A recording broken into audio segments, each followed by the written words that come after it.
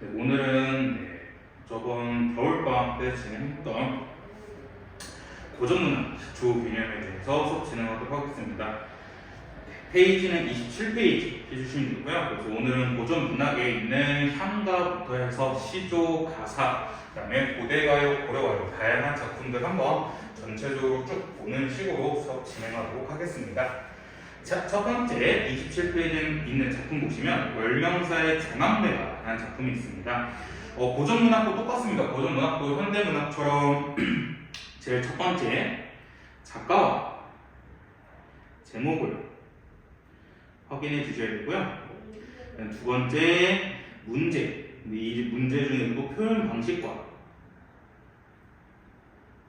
관련된 문제를 확인해 주시고 그 다음에 또 추가적으로 보기를 확인해 주시면 되고요. 그 다음에 세 번째 본문으로 가시면 되는데 일단 먼저 이것부터 말씀드리는데 고전문학 같은 경우에는 좀 표현 방식과 그 숨겨진 내용이 좀 뻔합니다.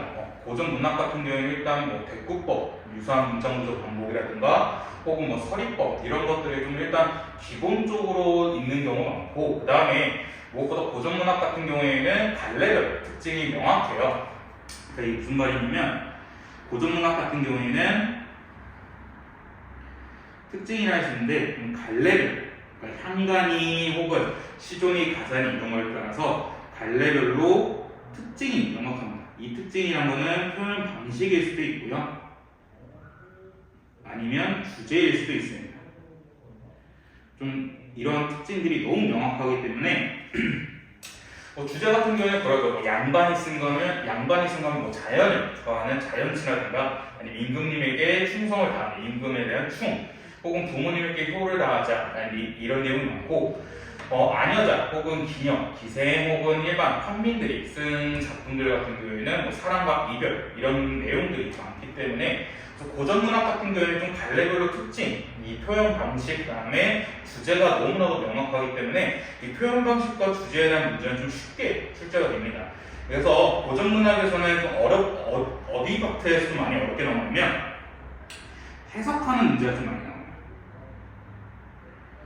그러니까 이제 아는 거죠. 그래, 고전문학은 갈래별로 특징이 너무 명확하기 때문에 쉽게 파악할 수 있어. 근데 너네가 이걸 단순 암기해서 알고 있는 게 아니라 너네는 이 자리에서 바로 해석해서 이걸 이해했냐? 라는 문제가 좀 출제될 수 있거든요. 그렇기 때문에 고전문학 같은 경우에는 여러분들이 작품을 스스로 해석할 줄 아셔야 되는 게 많고 그 다음에 뭐 작품들 여러 가지 보시면 아시겠지만 뭐 시도만 거의 뭐 세 줄 이렇게만 있지 뭐 가사 혹은 지금 우리가 보고 있는 향가만 하더라도 10줄을 넘어가는 건 많아요. 근데 그 10줄 내내 계속 똑같은 얘기하는 게 아니라 조금씩 변화가 있을 수 있기 때문에 그래서 여러분들이 그 중간중간에 해석을 해서 좀 흐름을 파악하시는 게 중요하기 때문에 그래서 고전 문학에서는 해석이 정말 중요하고 이 해석을 방점을 보이시려면 당연히 제가 언제나 분명히 말씀드린 고전문학 필수 어휘를 꼭 알고 계셔야 된다는 거.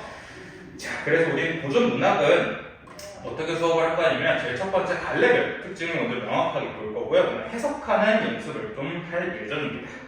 자, 그러면 다시 월명사의 제망대가로 오시면 일단 이 월명사라는 분이 누구냐면 스님이십니다. 스님이시고요. 그 다음에 이 제망매가 같은 경우에는 제망매가 여기서 제할 때는 제사고요. 망 같은 경우에는 사마마다 매 같은 경우에는 남매입니다.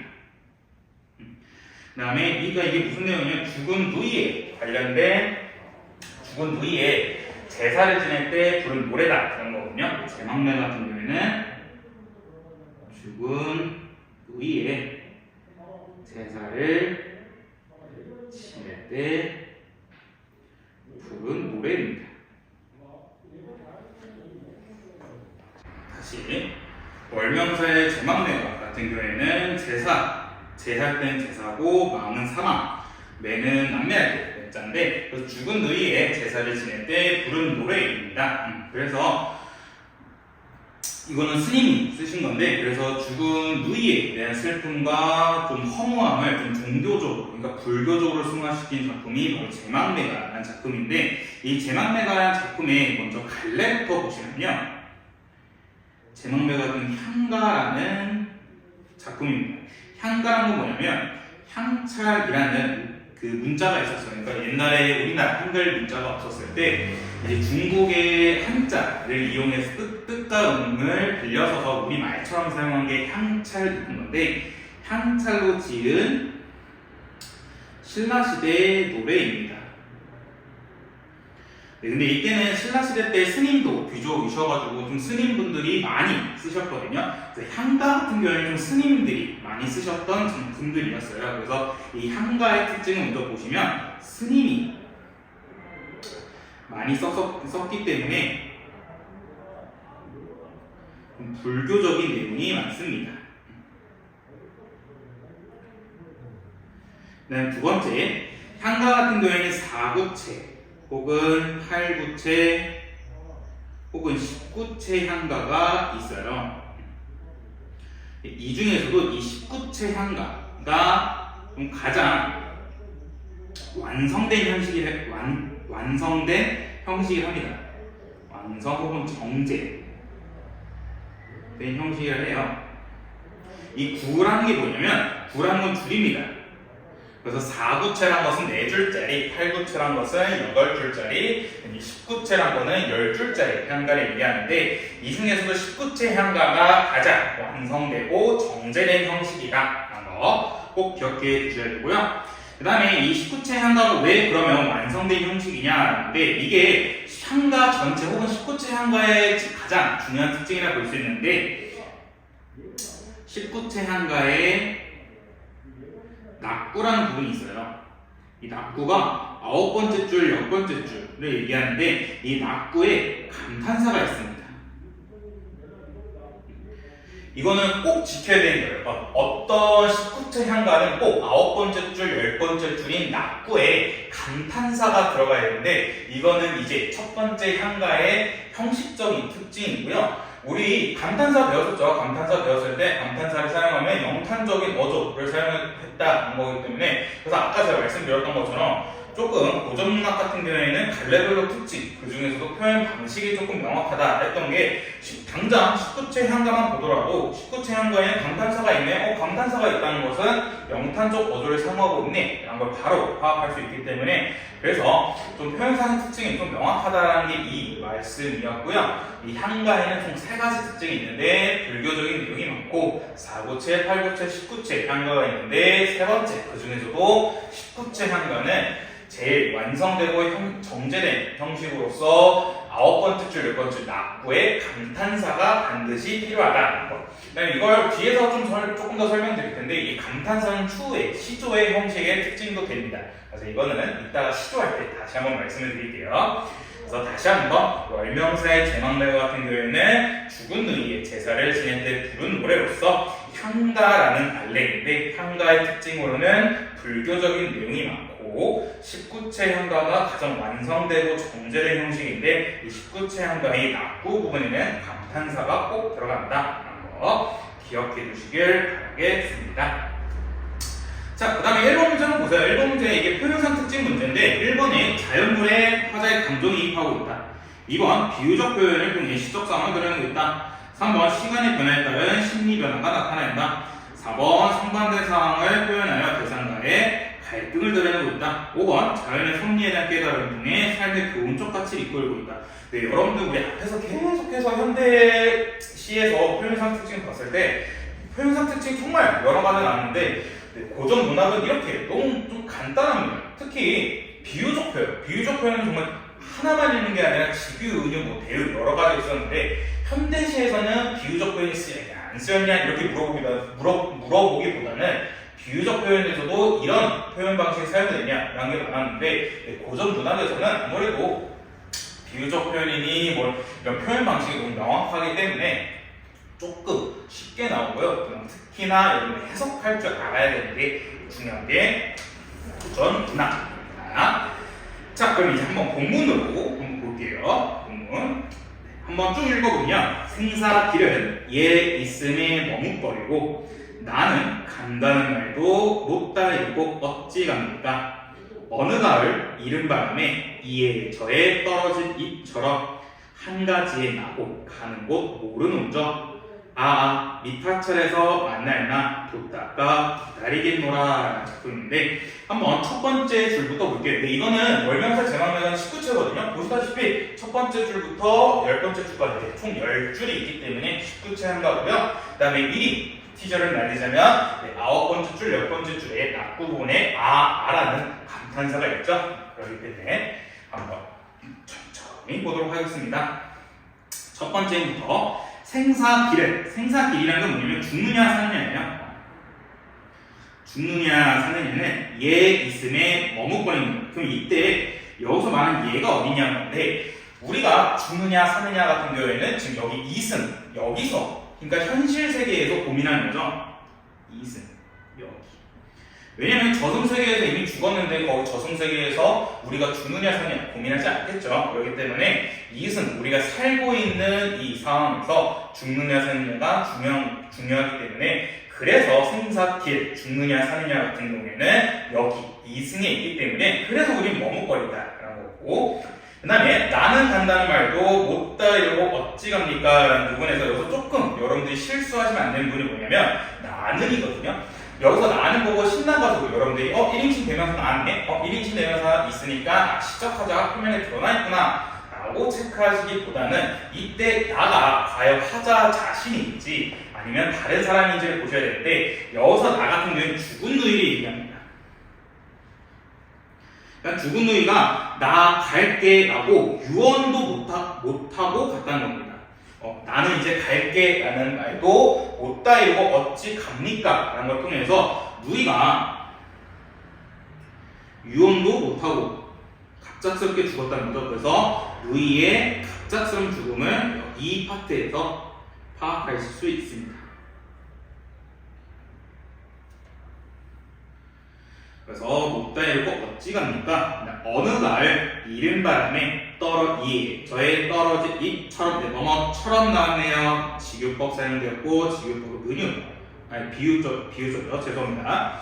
직유법에서 비유적 표현에서 직유법이 사용했는데 그럼 여기서 말하는 떨어진 잎이 누구냐는 거거든요. 비유법 그러니까 직유법 같은 경우에는 원관념과 보조관념이 있는데 여기서 말하는 떨어진 잎은 보조관념이에요. 그러면 이 떨어진 잎 보조관념이 얘기하는 원관념은 무엇이냐? 근데 바로 죽은 누이예요.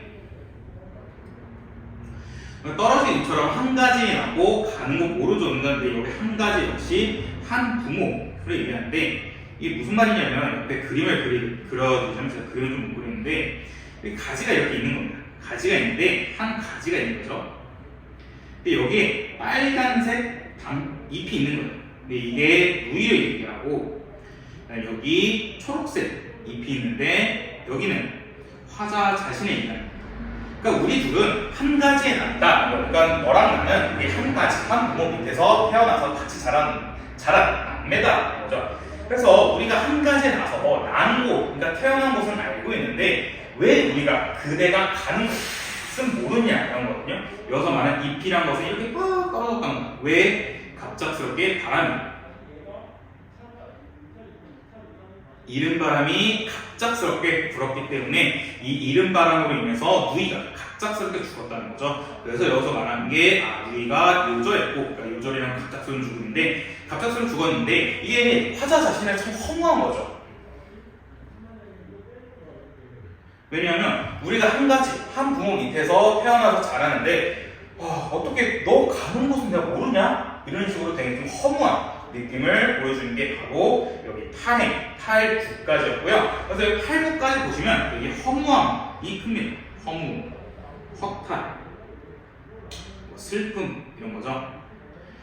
하지만 여기서 아가 등장하는데 이 아라는 감탄사 이거는 아까도 말씀드렸던 것처럼 19채 한가의 특징이 아라는 감탄사인데 이 부분이 등장하면서 화자의 정서가 확 바뀝니다. 어떻게 바뀌냐면 미탈찰에서 만날나 미탈찰이란 것은 불교 용어인데 저승 혹은 극락세계거든요.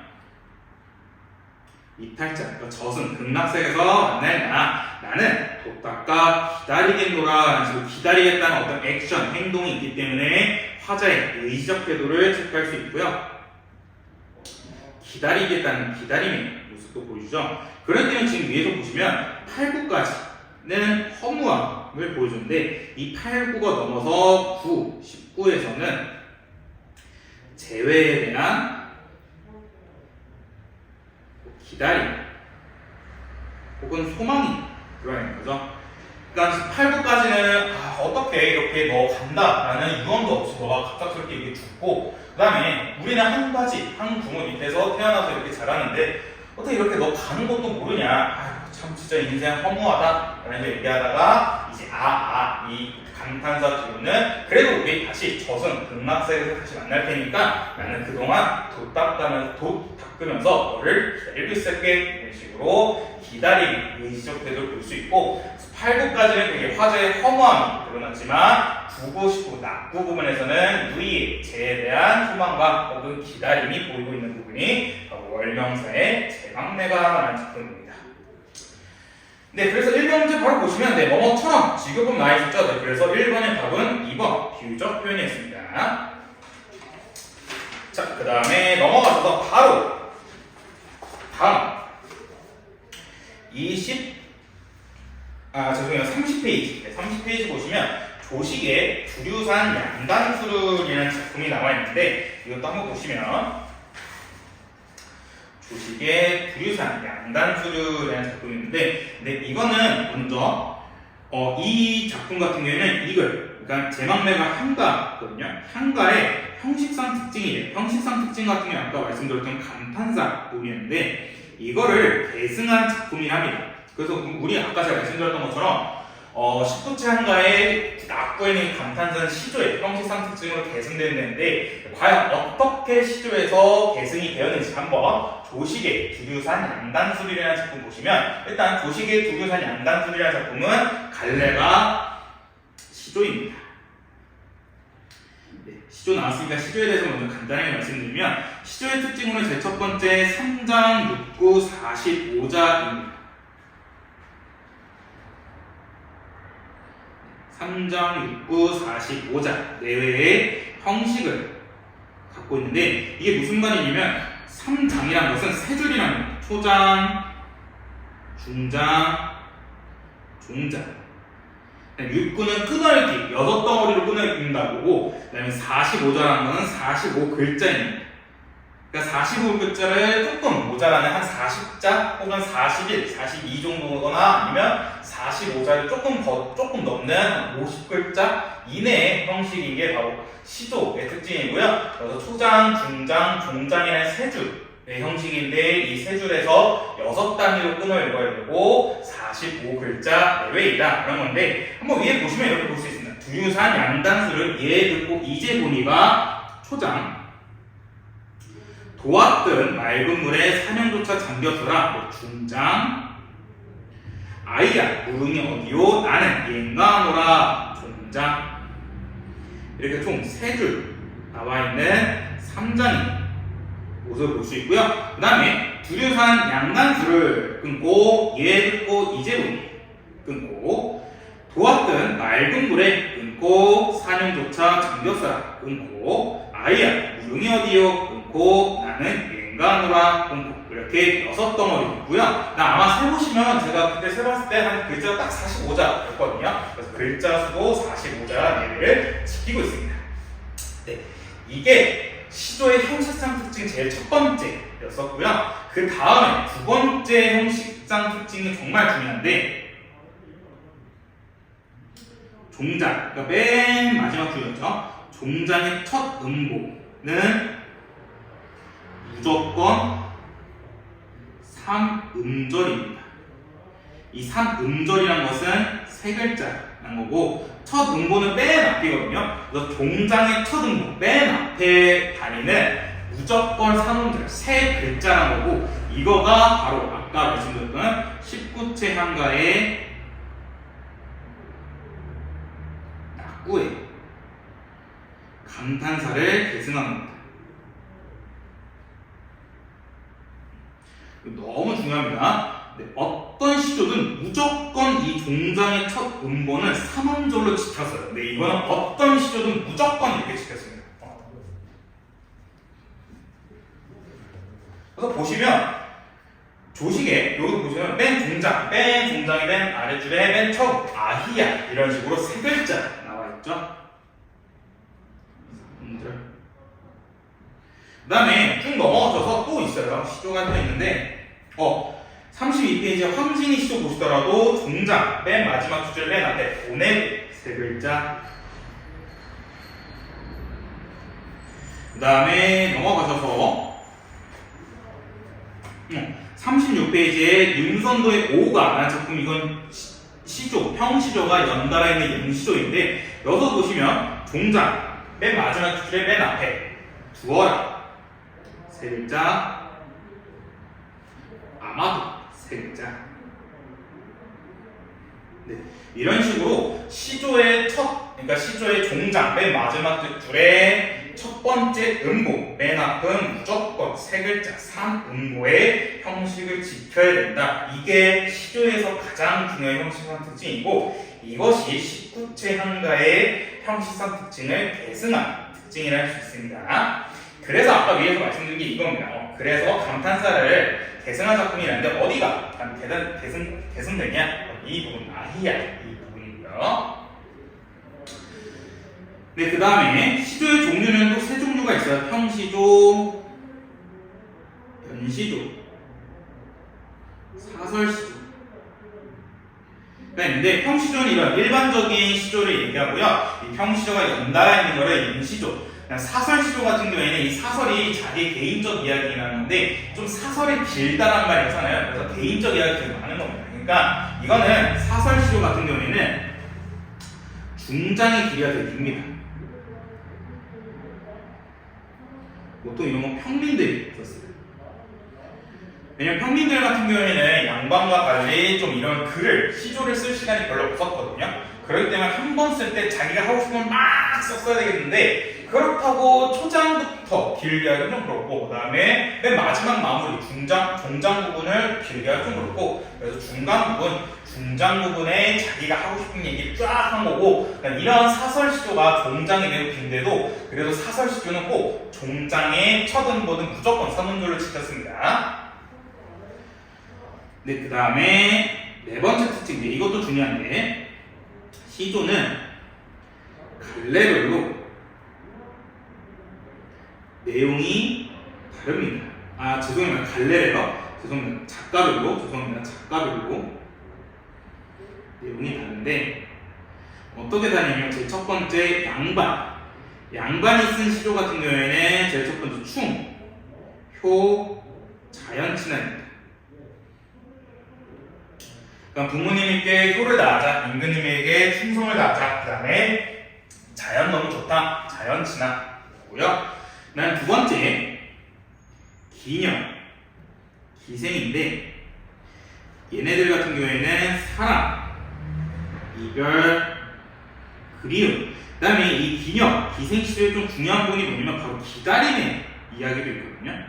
이 기다림이 은근 기생 시조의 특징입니다. 좀 명확한 아이덴티티라고 할 수 있는데, 그러니까 왜냐면 옛날 기녀 같은 경우에는 만약에 평양 기생일 경우에 이 평양을 절대 못 벗어났거든요. 그래서 자기가 죽어서도 이 평양에 묻혀서야 되는 게 바로 기녀, 기생의 삶이었는데, 그렇기 때문에 이제 만약에 한양에서 어떤 양반이 평양으로 올라왔다가 놀러온 양반이 이 평양 기생과 눈이 맞아서 둘이 사랑에 빠집니다. 사랑 빠졌다가 이 양반 같은 경우에는 다시 한양으로 이제 출장이 끝나서 한양으로 다시 돌아가야 할 때 기녀 기생은 이 양반에 따라서 갈 수 없고요. 그 기녀 기생은 그 양반이 다시 한번 평양을 와줄 때까지 계속해서 기다려야 했기 때문에, 그래서 기녀와 기생 시조에서는 기다림의 태도 역시 볼 수 있었고요. 그다음 세 번째 평민입니다. 평민 같은 경우에는 보통 사랑, 이별, 그리움까지가 있고요. 그 다음에 하나 더 탕가놀이 반도 있습니다. 양반 같은 경우에는 확실하게 이름이 있으면 양반 시조인 거고, 근데 기녀, 기생 같은 경우는 뭐 황진이 이렇게 좀 기녀, 기생만의 닉네임이 확실하고, 평민은 작자 미상입니다. 작자 미상인 건 다 평민이 쓴 겁니다. 그래서 만약에 여러분들이 시조 작품을 딱 봤는데 이 작품이 작자 미상이네. 그럼 이 시조는 사랑, 이별, 그리움 혹은 탐과 노비를 비판하는 내용 중에 하나겠구나 라는 거 파악하시고 작품을 보시면 훨씬 쉽게 이해할 수 있습니다. 그래서 보시면 조식의 이 작품인데 이 조식 역시 양반이었기 때문에 우리는 조식이 쓴 거, 양반이 쓴 거기 때문에 자연, 진화 혹은 충 혹은 효 이 세 가지 주제 중에 하나겠구나 그런 걸 파악하시면 되는데 한번 천천히 보도록 하겠습니다. 이 셋 중에 어떤 건지. 두류산 양단수를 했는데 이 두류산이라는 것은 바로 지리산입니다. 그다음에 양단수란 것은 이렇게 두 갈래길이 물이 오다가 여기 만나는 곳. 그러니까 두 갈래길이 막 물이 오다가 여기서 만나는 공간을 양단수라는데 이렇게 지리산에 물이 만나는 양단수를 예전에 한번 들어봤던 겁니다. 예전에 들어봤는데 이제 내가 이걸 봤구나. 그래서 이제 봤는데 도화라는 것은 도화라는 사자성 고전을 꼭 알고 있어요. 도화는 복숭아꽃이라는 건데 이 도가 무릉도원할 때 그 도입니다. 그래서 이 도화라는 꽃은 복숭아꽃을 얘기하지만 무릉도원이라는 이상향을 일단 얘기하고요. 도화뜬 맑은 물에 산영조차, 산영이라는 건 산 그림자입니다. 산영조차 잠겼어라. 산의 그림자조차 잠겼으니까 물을 봤는데 물이 막 너무 맑은 거야. 너무 맑은 나머지 그 지리산 주변에 있는 산의 모습이 물 속에 비쳐 보이는 겁니다. 그러니까 얼마나 아름답겠어요.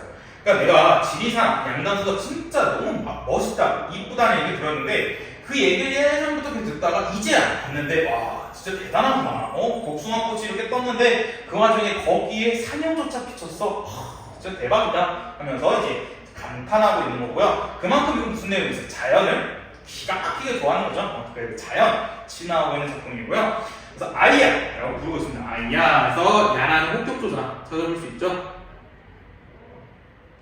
말을 건네는 방식을 사용하고 있고요. 아이야, 무릉이 어디냐? 무릉이라는 건 무릉도원인데 이상세계, 이상향을 얘기하고요. 무릉이 어디냐? 나는 옌가노라 여기 두류산 여기인 것 같다 라는 식으로 문답 형식을 보여주고 있습니다. 아이야, 무릉도원이 어딘 것 같냐? 나는 여기인 것 같아. 그래서 진짜 자연 여기 너무 좋다. 지리산 기가 막히네 하고 있는 겁니다. 그래서 조식의 이 시조는 자연 친화의 모습을 보여주는 시조라는 거 기억해 주시면 좋을 것 같습니다. 자, 그 다음에 넘어가셔서 5페이지 죄송합니다. 31페이지 어느 행상의 아내 정읍사라는 작품입니다. 일단 이 어느 행상인의 아내 정읍사라는 작품의 갈래부터 말씀드리면 갈래는 고대가요입니다. 고대가요 같은 경우에 특징이 뭐냐면 배경 설화가 있어요. 그래서 여기서 말하는 정읍사 같은 경우에는 어떤 설화를 갖고 있냐면 망부석 설화를 갖고 있습니다.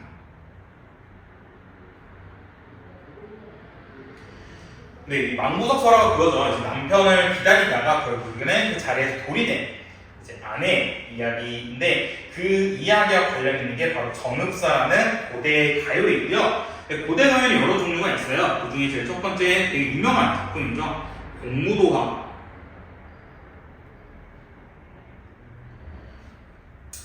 백수광부의 아내가 쓴 건데 그러니까 백수광부와 관련된 설화 이야기가 바로 공무도화가라는 작품입니다. 여기서 말하는 게 공이 임 무는 없을는데 하지 마라. 뭘 하지 마라? 도화 물을 건너다. 그러니까 백수광부의 아내가 백수광부 아내 그 임한테 이마 하지 마세요. 뭘 물을 건너지 마세요라고 얘기하고 있는 게 공무도화가입니다. 공무도화가입니다. 백수광부는 뭐냐면 백이 흰색, 수는 머리, 그러니까 흰 머리를 한 광, 미칠 광입니다. 그래서 흰 머리를 한 미친 사람의 아내가 그 백수광부 흰 머리를 한 미친 사람에게 물을 건너지 마세요 하고 있는 건데 그러니까 이게 공무도화가의 배경설을 말씀드리면 어느 남자가 이제 새벽쯤이라 해야 되나? 하여튼 이제 어떤 이제 호수 같은 데 가가지고 낚시를 하고 있었대요. 낚시하고 있었는데 갑자기 어느 백수광부, 흰 머리라는 사람이 갑자기 그 물을 건너기 시작했는데 그냥 물을 건너는 게 아니라 물속으로 거의 빠지고 있는 겁니다. 빠지고 있어서 저 사람 왜 저러지? 하고 봤는데 뒤따라서 어떤 아내가 그 백수광부라면서 이마 그 물을 건너지 마세요 하면서 노래를 이렇게 막 불렀는데 결국은 그 백수왕부가 이제 물에 빠져 죽었답니다. 그 뭐 백수왕부가 죽은 거 보고 그 아내가 이 공무도화가 노래를 부르고 나서 똑같이 자기 자신도 물에 빠져 죽었다 하고요. 그 모습을 본 그 남자가 그 백수왕부의 아내가 부른 노래가 너무 서글픈 거야. 그래서 이제 집에 와서 그 남자가 자신의 아내한테 얘기를 해준 겁니다. 내가 글쎄 오늘 낚시하고 있었는데 그 낚시에 그 백수왕부가 갑자기 물에 빠지더니 죽고 나서 또 그 백수왕부의 아내가 거기 자리에서 이 노래를 불렀는데 이 노래 되게 슬픈 것 같아. 내가 한번 들려줄게. 노래를 해주는데 이 아내가 듣자마자 이분들 진짜 너무 슬프다 하더니 그 아내는 또 옆집 여자한테 가가지고 아니 글쎄 우리 남편이 이래 해서 이런 노래 들었는데 이 노래 너무 슬프지 않아? 했더니 그 옆집 여자 역시 이 노래 너무 슬프네. 이 노래는 널리 알려야 되겠어. 그래서 이야기한 게 바로 공무도 하고요. 그 다음에 구지가라는 작품도 있습니다. 근데 구지가 같은 경우에는 거부가 머리를 내놔라 하면서 전국설화와 관련이 있고요. 그 다음에 황조가도 있었죠. 황조가는 유리왕 설화, 그 다음에 해가 같은 수로부인 설화인데 해가 같은 경우에는 아마 여러분들이 좀 생소할 수 있어서 말씀드리면 수로부인이 이제 되게 아름다운 여인이었는데 이 수로부인과 왕이 그 다음에 신하들이 이제 어느 호수에 가가지고 산책을 하다가 갑자기 그 호수에서 용이 나타나서 수로부인 납치해 갑니다. 납치해 가서 이제 왕이랑 그 신하들이 어떡하지? 우리 왕비, 내 아내가 납치를 안 했어. 어떡하지 하고 있었는데 지나가는 어느 소를 끌고 있는 농인이 이제 왕이랑 신하한테 이런 얘기를 합니다. 이 노래를 부르면 이제 수로부인이 다시 되돌아올 겁니다. 했더니 이제 그 노래를 그 연못 앞에서 불렀더니 갑자기 용이 등장해서 수로부인을 다시 돌려주고 갔다는 이야기. 이게 해가에 관련된 배경설화입니다. 그래서 이렇게 고대 가요 같은 경우에 배경설화가 있다 보니까 이 배경설화 같은 경우에 보통 보기로 같이 나눠져요. 그래서 옆에 보시면 8번 문제 이렇게 정읍사에 대한 배경설화가 같이 있기 때문에 그래서 여러분들 배경설화를 알고 고대 가요를 보면 조금 더 해석하기가 수월하기 때문에 꼭 보기에 있는 배경설화를 보고 계시거나 아니면 기본적인 이런 정읍사, 공무도화가 그 다음에 구지가, 황조가, 해가 같은 기본적인 고대 가요의 배경설화를 알고 계시면 도움이 많이 됩니다. 근데 이 정읍사 같은 작품들은 정읍사의 작품 같은 경우에는 고전시가 어휘가 너무 많아요. 그래서 여러분들이 해석하기 어렵기 때문에 이게 정말 고전시가 필수 어휘의 중요성을 말해주는 작품인데 한번 여러분들이 보시면 처음부터 보시면 다하 높이공 도드샤 어그야 머리공 비추시라 어그야 어강돌이 아으 가롱길이 저제 여러신고요 어그야 진대를 드대오시라 어그야 어강돌이 어느이다 놓고시라 어그야 내 가는데 정그릇이라 어그야 어강돌이 아으 가롱길이. 네, 해석하기가 매우 어렵죠. 한번 처음부터 보시면 달아 높이공 도드샤 네, 달한테 부르고 있습니다. 달은 기원의 대상인데 이 기원의 대상이 달한테 뭐라고 했냐면 높이 공 도드샤라는 이 곰이라는 게 강세점미사거든요. 곱하기 2라고 생각하시면 돼요. 그러니까 암마를 곱하기 하시면 되는데 높이 공 같은 경우에는 높이입니다. 도드라는 거는 떠달라는 건데 그래서 달한테 기원하고 있는 겁니다. 달아 높이 좀 떠주세요 하고 있는 거고요. 그다음에 여기서 어그야 어간돌이 아으 다롱들이 같은 경우에는 여음부라 해요. 여음부는 의미가 없는 겁니다. 이게 노래다 보니까 그냥 운율을 위해서만 필요한 게 바로 이런 여음부였고요. 그래서 어그야 어강돌이 이런 것들 해석 안 하셔도 돼요. 그냥 넘어가시면 됩니다. 달아 높이 좀 떠주세요. 그 다음에 또 머리공 같은 경우는 멀리 비춰주세요 하고 있는 겁니다. 왜냐하면 저제 실용이고 저제라는 건 시장인데 우리 남편이 시장에 갔다 오느라 다시 돌아오고 있어요. 그러니까 높이 떠주시고 멀리 비춰주세요. 왜냐하면 남편이 오다가 위험할 수도 있기 때문에 조금 밝게 떠달라는 거고요. 그다음에 어그라, 진대를 드대 옷이라. 진대라는 것은 위험한 곳입니다. 그 다음에 드대 올시라 할 때 리을시라. 리을시라 너무 중요해요. 리을시라는 것은 뭐뭐 할까 들었답니다. 그러니까 여러분들이 고전시가 필수 어휘를 여러분들이 고전문학 필수 어휘를 모르신 다음에 이 작품 보시면 여러분들 해석조차 할 수 없었거든요. 그래서 리을시라 같은 경우는 제가 고전문학 필수 어휘 수업할 때 꼭 엄청나게 강조하는 건데 이 리을시라를 꼭 알고 계셔야 됩니다. 그래서 진대를 드대 올시라 같은 경우는 뭐냐면 위험한 곳을 가실까봐 두렵습니다 하고 있는 겁니다. 그래서 어느이다, 목곳이란 이제 짐을 어서 놓고 나가는 거고요. 왜냐하면 내 가는 데, 그러니까 내 가는 데라는 것은 아내가 남편을 기다리는 곳인데 아내가 남편을 기다리는 곳이 점그릇이라 저물까봐 두렵습니다 라고 하고 있는 겁니다. 그래서 아내가 남편의 무사기한을 바라는 남보석설화와 관련된 정읍사라는 고대 가요였고요. 이러한 정읍사라는 고대 가요 같은 경우에는 고전 어휘 꼭 알고 계셔야 되기 때문에 여러분들 고전 어휘 꼭 공부하시고요. 자, 그 다음에 넘어가셔서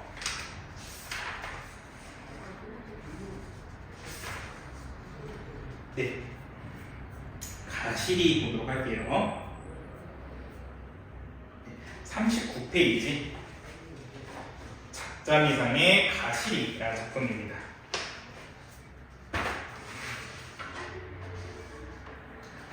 가시리 작품. 근데 가시리라는 작품도 너무 중요한 작품인데 이거의 갈래 같은 경우에는 고려가요입니다. 고려가요인데 고려가요의 특징은 뭐냐면 일단 내용 측면에서는 이걸 소위 말해서 남녀 성렬지사라 해요. 그러니까 남녀 성렬지사라는 게 남녀 간의 사랑과 이별에 관련된 이야기가 있는 건데 그래서 고려가요 같은 경우에 보통 내용 측면에서 남녀 간의 사랑과 이별에 대해서 좀 솔직하게 얘기를 하고 있고요. 두 번째, 형식상 특징으로는 후렴구가 있습니다. 이제 주의하실 게 제가 후렴구 사용이 총 4가지 효과가 있잖아요. 연애 부분, 구조적인 통일성, 그다음에 음이 반복되기 때문에 의미 강조, 운율 형성이 있는데 여기서 말하는 후렴구 같은 경우에는 의미가 없습니다. 그래서 의미 자체가 없기 때문에 강조할 의미가 없어서 여기서 고려가요의 후렴구 같은 경우에는 연을 구분해 주고요. 통일성을 주고요. 운율을 형성합니다. 고려가요의 후렴구 같은 경우에는 의미가 아예 없기 때문에 강조할 의미 자체가 없기 때문에 의미 강조의 효과는 없습니다.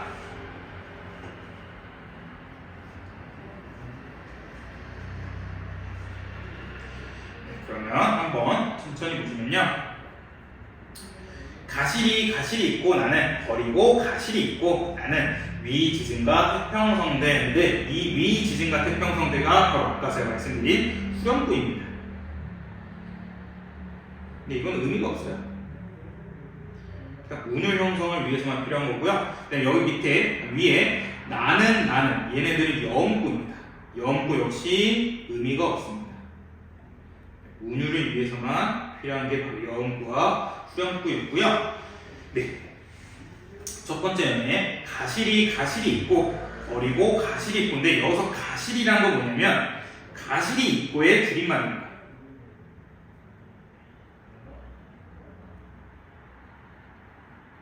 그러니까 가실이 있고라는 게 무슨 말이냐면 가십니까? 정말 가십니까? 나를 버리고 정말로 가십니까? 라는 건데 근데 여러분들이 궁금한 게 아니 그럼 가실이 있고 버리고 가실이 있고 이렇게 하면 되지 왜 굳이 가실이 있고를 가실이로 줄여서 말했을까? 라는 건데 이거는 율격을 지키기 위해서 이렇게 한 거거든요. 그게 무슨 율격을 지키냐면 332조라는 율격을 지키기 위해서 이렇게 가실이 있고를 가실이로 줄임말 줄여서 말했습니다. 332조 이 조라는 글자 쓰거든요. 율격을 지키기 위해서 하나 더 삼음보, 음보랑 거 끊어있기도 한데 이것도 지키기 위해서 가시리 입구를 가시리로 줄여서 말하는 거예요. 왜냐하면 가시리 입구 하면 얘 같은 경우는 삼둘 삼둘 이렇게 끊어서 읽거나 아니면 오오 이렇게 끊어서 읽기 때문에 332조의 율격 혹은 삼음보의 율격이 안 되기 때문에 이러한 율격을 지키기 위해서 가시리 입구를 가시리로 줄여서 말하고 있고요. 밑에 똑같습니다. 버리고 가시리 입구. 버리고는 줄인 말이 아니고요. 이때는 율격을 그냥 자연스럽게 지켜준 거죠. 그래서 원래는 3, 3, 2조의 율격을 지켜야 되는데 버리고 가시리 입구 같은 경우에는 그냥 이 버리고 자체가 세 글자에서 뭐 수정해야 되는 게 없는데 가시리 같은 경우에는 이렇게 가시리 입구를 쓰면 율격이 안 맞춰지기 때문에 그래서 가시리 입구를 가시리로 줄여서 3, 3, 2조의 율격과 삼음보의 율격을 지키고 있다는 점 꼭 기억해 주시고요. 그 다음에 날라는 어찌 잘 나오고 버리고 가시고 저보고는 어찌 잘 나오고 저를 버리고 가시니까 되게 소극적이고 수동적인 자세죠.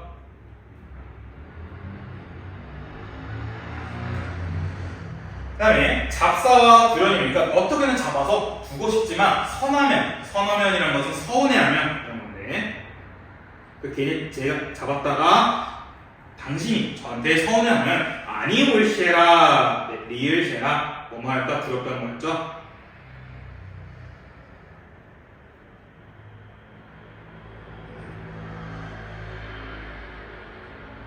서운해하면 그대가 다시는 저한테 안 올까봐 두렵습니다. 그 다음에 서로님 보내옵나니 가시는 듯 오셔오소서라는 건데 여기서 말하는 서로님이라는 거 뭐냐면 이 서론이 서러워하는 의미거든요. 이게 두 가지 뜻이 가능해요. 첫 번째로는 나를 서럽게 하는 의미입니다.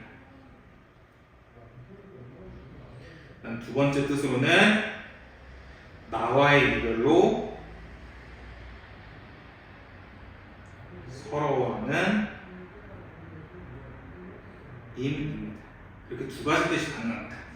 그러니까 서로님, 그러니까 둘 다 임이긴 임이에요. 근데 대신에 누가 서러워하냐라는 거거든요. 내가 서러워한다면 나를 서럽게 하는 임이라는 거고, 만약에 임이 서러워하면 나와의 이별로 서러워하는 임. 그래서 어찌됐건 간 임을 보내온다니 보내드리겠습니다. 대신에 가시는 듯 돌아와 주세요 하고 있는 겁니다. 화자의 소망을 직접 제시하고 있죠. 그리고 보내드리겠습니다. 대신에 돌아가시는 듯 다시는 다시 돌아와주세요 하고 이야기하고 있는 게 바로 작자미상의 가시리라는 작품이었고요. 이 가시리의 작품은 고려 가요로서 내용 측면에서는 남녀 간의 사랑과 이별을 이야기하고 있고 형식상 특징으로는 후렴구가 있다. 근데 후렴구에서 이 후렴구는 의미가 없기 때문에 그래서 강조의 효과는 없고 연을 구분하고 통일성을 느끼게 해주고 그 다음에 마지막 하나 의미를 형성해준다라는 점 꼭 기억해 주시길 바라겠습니다. 네, 그 다음에 넘어가셔서 네, 페이지 50페이지 정철의 속미인곡 한번 보도록 할게요. 네, 정철의 속미인곡이라는 작품 너무 중요합니다.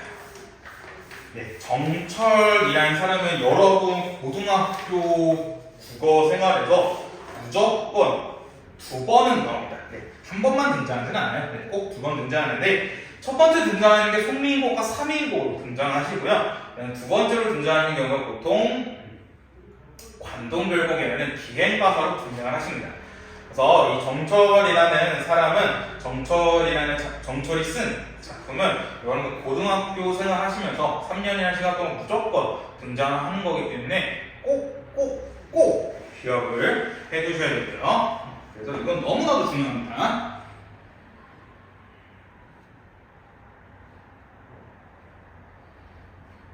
정철의 속미인곡. 일단 제목부터 보시면 속이란 건 속편을 얘기합니다. 그러니까 시즌2라는 거죠. 이 미인이라는 것은 아름다운 사람이기도 해요.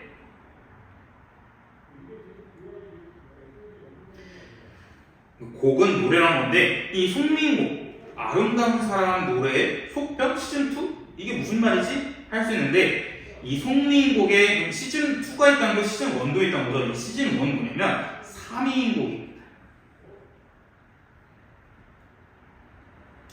송민곡이 3인곡 시즌2라는 건데 이때 3은 생각하다 혹은 그리워하다 라는 거거든요.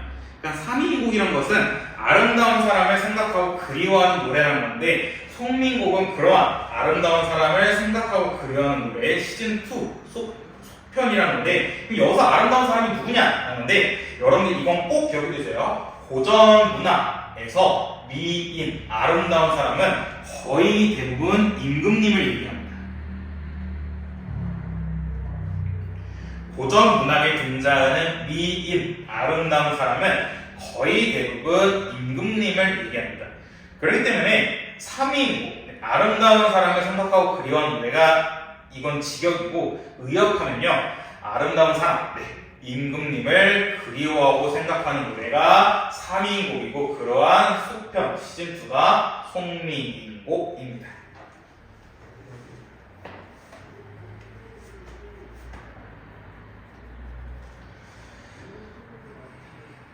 네, 이 송민곡의 갈래 같은 경우에는 가사입니다.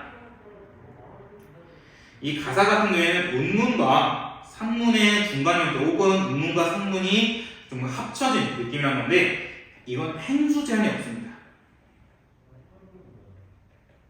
그러니까 운문이어서 운율이 있긴 있어요. 운율이 있긴 있는데 3, 4도 혹은 뭐 4음 뭐 이런 식으로 운율이 있긴 있는데 그런 운율이 있긴 있는데 이게 내용이 엄청 긴 겁니다.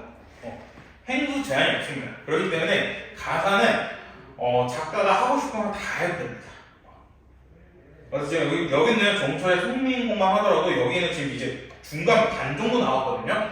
이 정도의 또 다른 양이 있는 게 바로 송민곡이고요. 그다음에 여러분들은 정말 고통스럽게 할 나중에 작품 볼 건데 뭐 관동별거이라는 작품 정말 깁니다. 그래서 가사라는 것은 행수 제한이 없이 자기가 하고 싶은 말 다 할 수 있는 건데 이거는 종류가 딱 4가지예요. 첫 번째, 유배가사.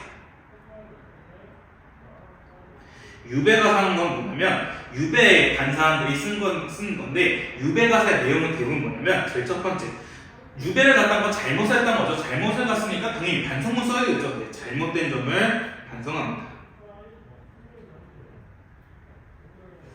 잘못했습니다. 이런 식으로 쓰고요. 하나 더, 임금님에 대한 일편단심도 보여줘요. 왜냐면 아무리 내가 잘못 저질렀다 해서 나를 혼냈어 그렇다 해서 임금님을 욕하면 안 되겠죠. 그냥 임금님이 그냥 뭐라는 게 아니라 정말 이 사람이 잘못해서 유배를 간 거기 때문에 임금님에 대한 일편단심을 보여줘야 되고요. 그 다음에 이때는 이제 보통 유배 가는 사람 대부분이 다 신하였기 때문에 신하들이 조금 정말 잘못을 저질러 가는 경우도 있는데 이제 좀 정치적인 싸움으로 인해서 끌려가는 경우도 있었거든요. 그래서 그로 인한 라이벌에 대한 복수도 있었어요. 근데 이 라이벌에 대한 복수에 대한 내용을 그렇게 많이 등장하지 않고 유배가사 같은 경우에는 잘못을 반성하고 임금님을 좀 일편단심하는 내용을 보여주는 게 유배가사의 특징이고요. 두 번째, 기행가사입니다. 기행가사라는 건 뭐냐면 여행 감상문 생각하시면 돼요. 여행 떠나면서 와 여기 너무 아름답다, 여기 너무 좋다 라고 얘기한 건데 이 기행가사의 대표적인 작품이 관동별곡입니다. 이 관동별곡이라는 작품 보시면 이 정철이라는 사람이 강원 소위 말해서 좀 도지사 같은 게 돼요. 임금님에게 명을 받아서 너 강원도 지역을 너가 다스려봐라 라는 식으로 이제 명을 받았는데 그래서 이 사람이 이제 강원도를 직접 다스리기 전에 한번 강원도를 한번 전체적으로 다 순회를 하는 겁니다.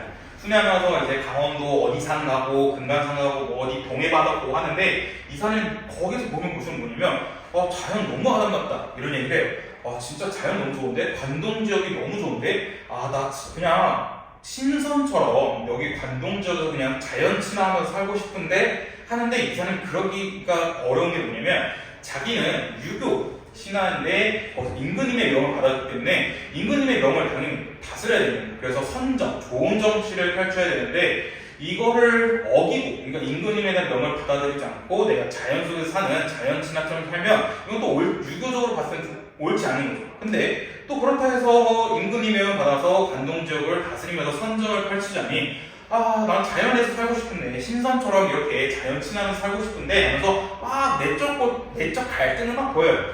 그러다 결국 이 정철이 뒤에는 이 내적 갈등이 해소되거든요. 어떻게 해소되냐면 꿈을 꿉니다. 꿈을 꿨는데 알고 보니까 자기가 신선이었던 거예요. 정철이. 신선이어가지고 자기가 실수로 신선 세계에서 인간으로 내려온 거죠. 그래서 또 다른 신선이 얘기해주면 아니 정철아 너 어디 간다더니 왜 여기 실수로 인간세계 떨어져 있냐? 너 왜 인간세계 실수로 온 거야? 그랬더니 정철이 나 신선이었어? 그래 너 신선이었어. 그래서 그렇구나 어쩐지 나 신선되고 싶더라고. 야 근데 너 이참에 인간세계에 들어왔으니까 그래 너 신선으로서 그냥 좀 얘네 백성들을 위해서 좋은 정치 하다가 때 되면 다시 신선의 세계로 놀러와 하면서 정철이 내적 갈등을 해소되는 게 바로 이런 기행가사에 대한 내용이었고요. 그다음 세 번째 규방가사가 있습니다. 규방이라는 건 내방. 근데 이 규방, 내방가사가 뭐냐면 이 규방, 내방이 여인들, 그러니까 옛날 아녀자들이 지냈던 공간이거든요. 그래서 이 아녀자들이 규방, 내방에서 쓴 가사를 규방가사, 내방가사라는데 보통 이런 건 아녀자들의 한이 담겨 있습니다. 그때 당시에 억압과 차별 이런 거에 대한 내용을 쓴 게 바로 규방가사, 내방가사고요. 이거의 대표적인 작품이 규원가입니다. 규원가라는 작품이 이 규가 규방, 원이 원망하다. 그러니까 규방에서 원망하는 노래가 바로 규원가라는 작품이고요.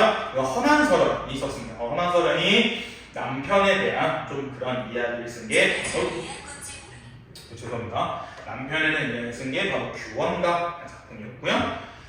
그다음 마지막 네 번째 은일가사인데 은일가사 같은 경우에는 자연 친화입니다. 그 다음에 하나 더 임금님 감사해요.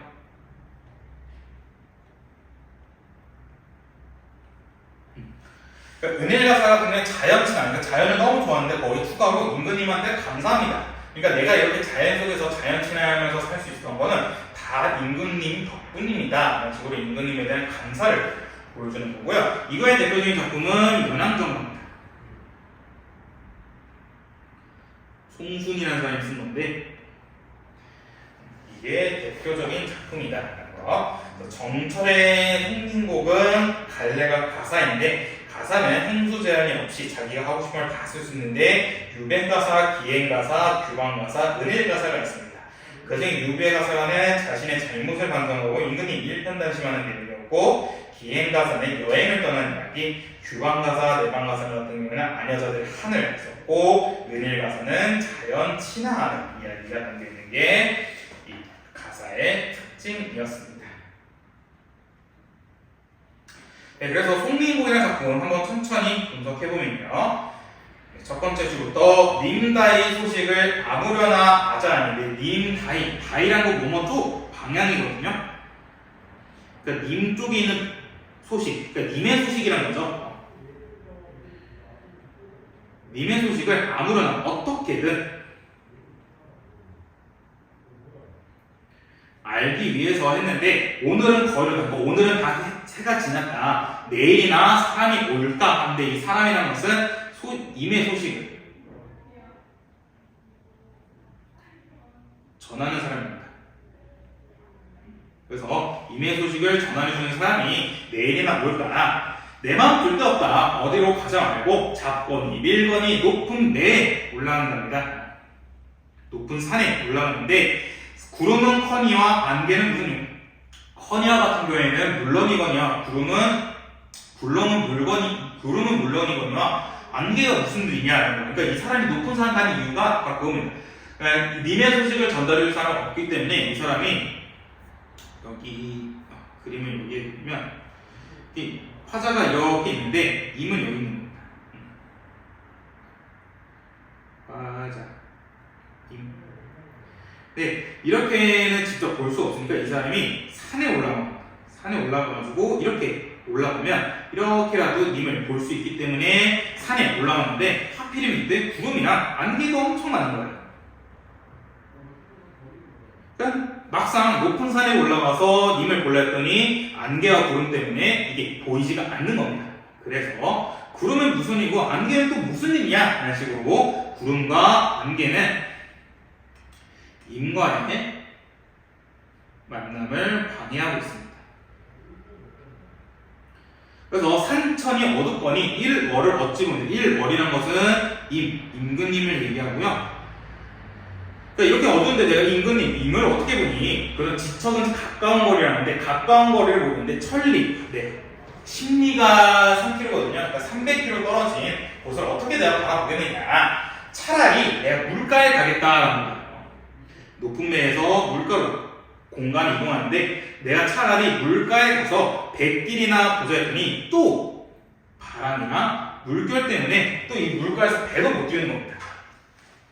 또 그 와중에 사공은 어디 가고 빈배만 걸려다니니 강천에 혼자 서서 지는 애를 두고 보니 님의 소식은 더욱 아득한더이고 모첨이란 것은 화자가 지내는 뭔가 초가집을 얘기하는데 초가집 창자리에 밤중만 밤에 돌아다니다 반벽정등을 누굴 위해 밝았느냐 오르며 내리며 할 때면 빠자하니 적은 더 잠깐 사이에 너무 지쳤던 거죠. 역진하야 풋잠을 잠깐이니 정성이 지극하여 꿈에 님을 받는다. 그러니까 이 사람이 막 산에도 갔다가 물가에도 갔잖아요. 그러니까 이 사람이 너무 힘든가 봐서 잠깐 본 겁니다. 풋잠을 잤는데 거의 꿈에서 님을 본 겁니다.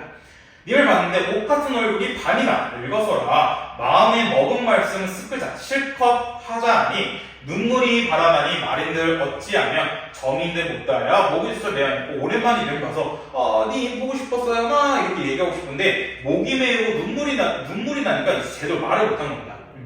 근데 그 와중에 님 와서 또 옷 같은 얼굴 또 반쪽이나 돼서 와서 막 속에 있던 말 다 하고 싶은데 이 와중에 말은 못하는데 또 하필이면 오정정 반전 맞은 개성 닭 울음소리가 이제 잠을 깬 겁니다. 그러니까 이 사람이 밤에 잠들었다가 새벽에 이제 깬 거죠. 이렇게 닭 울음소리 때문에 잠을 깨가지고 이제 꿈에서 깼으니까 당연히 님을 못 보는 거죠. 그래서 개성 잠 어찌 깼냐? 허사로도 헛된 일이다. 이 님은 어디 갔고 별에 밀어앉아 창을 열고 바라보니 어여뿐이라는 것은 예뿐이 아니라 불쌍한데 불쌍한 그림자 나를 조출 뿐이다. 차라리 쓰여디란 건 죽어 없어졌는데 죽어 없어져서 나월이나 돼야지 하고 있습니다. 이건 을려의 소망인데 송민곡은 감녀와 을려의 대화 형식으로 시작되는데 이게 을려의 소망입니다. 되게 소극적이고 수동적인 모습인데 차라리 낙원이나 돼야지. 그래서 님 계신 창에 반드시 비치리라. 그러니까 내가 님의 창에 차라리 죽어서 그냥 님 계신 창에 님을 비춰주면서 님을 어떻게든 봐야지 했는데 여기는 이제 감녀의 이야기인데 감녀가 갇힌님 다르는커녕 달 말고 차라리 구준비나 되소서라는 식으로 감녀의 소망을 보여줍니다. 이런 식으로 임금님을 그려한 노래가 바로 송미인곡이라는 작품이었고요. 나머지는 고전 소설인데 고전 소설은 그렇게 크게 어렵지가 않아요. 크게 어렵지 않아서 빠르게 잠깐 보시면요.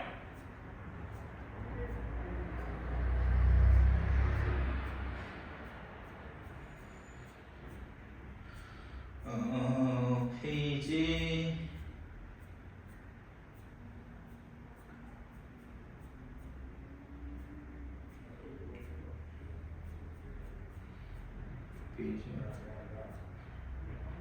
죄송합니다. 95, 96페이지 주몽신화.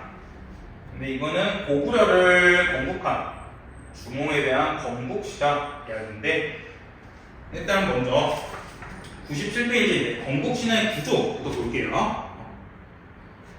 건국신화의 구조 보시면 먼저 제일 첫 번째 고개현혈통이 지났습니다. 주몽이 그 하늘 해모수 그 다음에 그 물의 신 유아의 아들이죠. 그렇기 때문에 고개현혈통이 지났고 신이한 탄생을 거쳤는데 아래에서 태어났죠. 그 다음에 아이가 버려지지만 그 동물들이 구출해주죠. 동물들 지켜주죠. 비범한 능력 보이는데 주몽이 활을 잘 쏘죠. 그래서 주몽이 된 거였고, 시련을 겪습니다. 그 부여에 또 다른 왕자들이 주몽을 죽일라 했으나 그걸 극복한 다음에 건국 고구려라는 나라를 건국하는 위협을 달성합니다.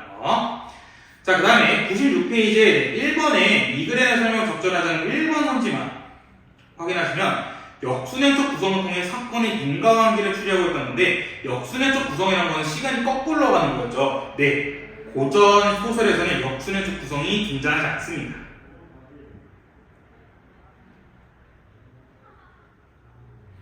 고전 문학에서는 역순행적 구성이 등장하지 않고요. 고전 문학은 거의 다 순행적 구성입니다. 일대기적 구성이라 하죠.